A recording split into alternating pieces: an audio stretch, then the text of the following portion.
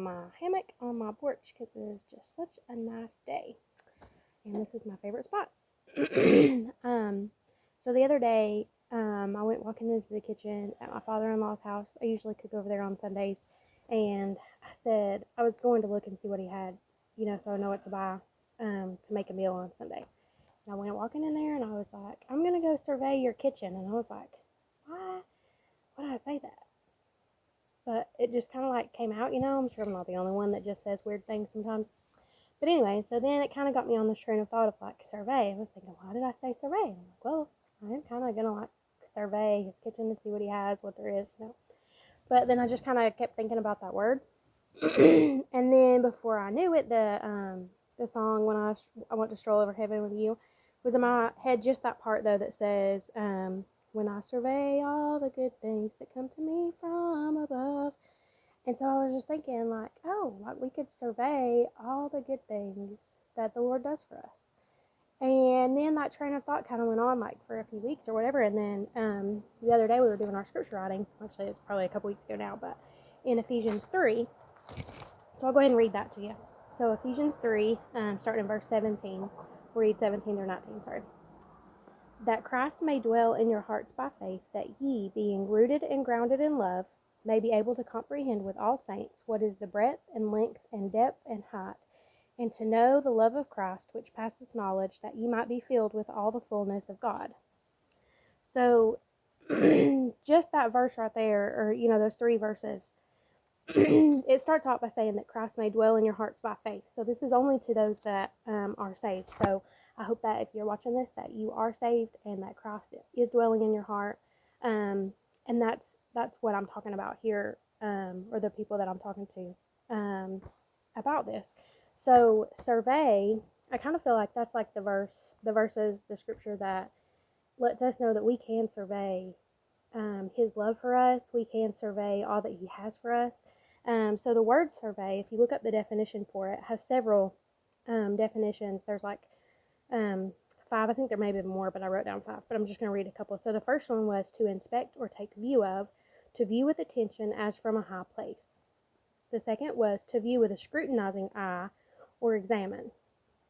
The third was to examine with reference to condition, situation, and value, i.e. like a building. So like you can survey it to see how much it's worth, in other words.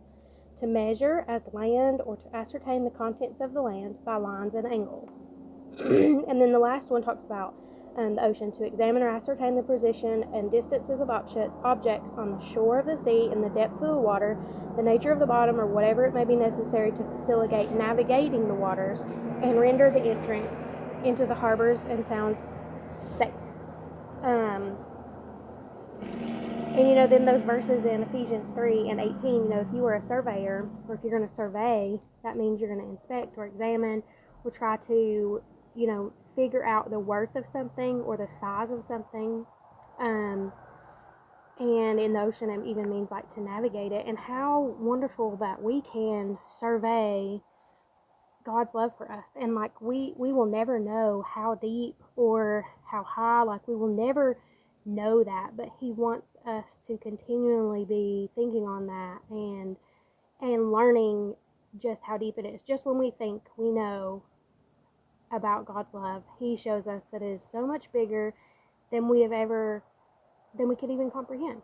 And so just think on that today, and think about, after I started thinking about this, it's like every verse that I read, it was talking about, the measure or the depth or the height or the length. And there's so much in that. If you look up like how to survey, the first thing that you do is determine the need to survey something. Like if I have property, I need to like determine, I need this property surveyed so I know how much I have. And like in 2 Corinthians 13:5, it says to examine yourself so you can determine your need. And there's so much more. So I may do a series on like actually conducting a property survey. But for today, I want you to just think about that. If Christ dwells in our hearts, that Christ may dwell in your hearts by faith. So if we are saved, then we, being rooted and grounded in love, may be able to comprehend. So we can learn of. I'm not saying that we'll know exactly how big, but it says we may be able to comprehend with all saints what is the breadth and length and depth and height. just like in the definition, one of those said in reference to the condition or situation, we are nothing. And when we realize that, how little that we are, and how big God is, and how much He must really love us, it's just mind blowing. So I know that's kind of a scattered thought, but I just want you to think about that and survey God's love for you.